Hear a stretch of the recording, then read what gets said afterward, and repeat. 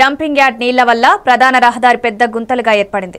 దీనిపై municipal commissioner అధికారులు స్పందించి గుంతలను వెంటనే పూడ్చాలని స్థానికులు డిమాండ్ చేస్తున్నారు.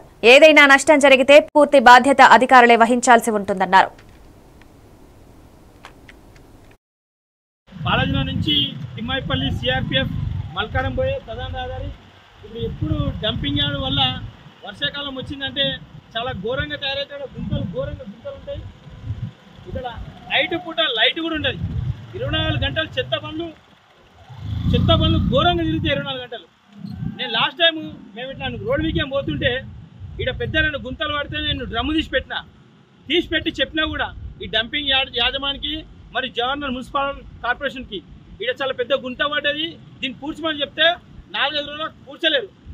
4 రోజుల తర్వాత ఈ తిమ్మాయిపల్లికి సంబంధించిన ఒక నాయకుడు, ఆయన ఉప సర్పంచ్ వార్డు మెంబర్ ఉంటే చనిపోయాడు. ఇదే గుంతల పడి చనిపోయాడు.